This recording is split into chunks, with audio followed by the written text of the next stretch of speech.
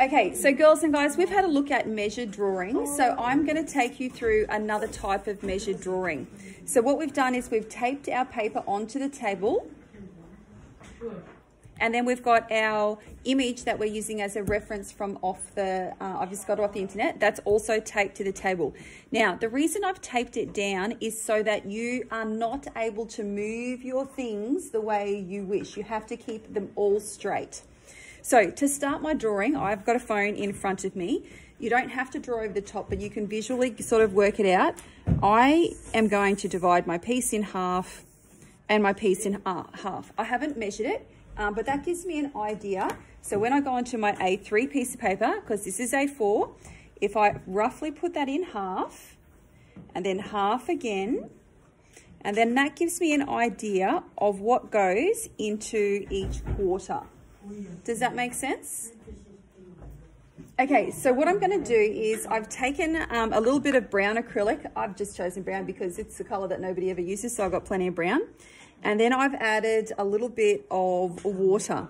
So instead of using your acrylic paint as a paint medium, we're creating what's called a wash. What's it called? A wash. A wash.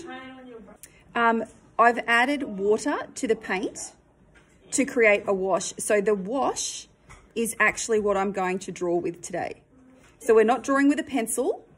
We're drawing with a wash and a brush. Okay, for everyone? Now, so what I'm going to do is I'm just going to start at the top left because that's where I'm going to start from. No particular, I don't want to work from the bottom because if it's work from the bottom and it's all wet, then as I work up over it, it'll tend to smudge because the medium that we're using is wet. Okay, so I'm looking at my first quarter, maybe 1.5. So I know to come down sort of to here, and this is probably the side of my handle over here, and then that's probably the other side of my phone, and then that's probably going to be the bottom. So I've worked out my quarters with my line.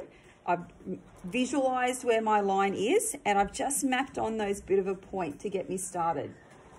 The next one, I'm going to take the lines from the phone and I'm going to draw the shapes.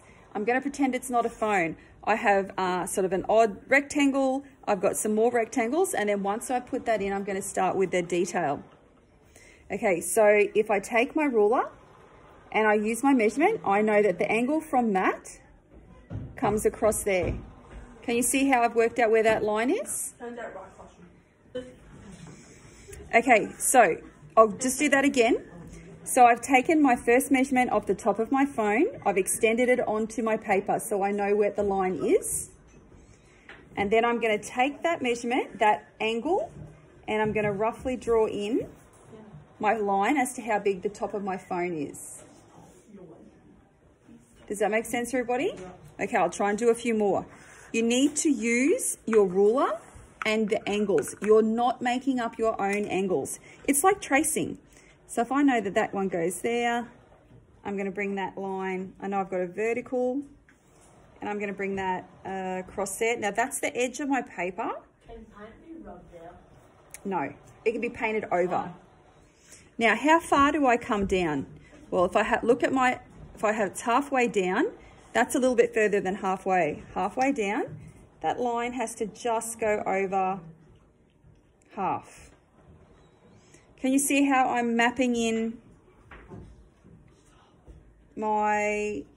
Now, if you look as well, my ruler is not touching the paper. Okay, because if your ruler touches the paper and your brush as well, and you pull it away, your lines tend to bleed, and you don't want that. So I get my measurement. Now that's a little below my halfway. Now, see how we've got a bit of an angle? Angles are great.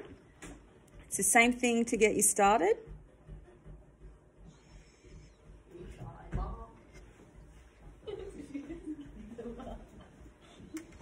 My ruler does not touch my paper, and when I run out of my paint or my wash, then I go and get my more paint and make up more of a wash. Okay, so that's what we're having a play at doing today. All right?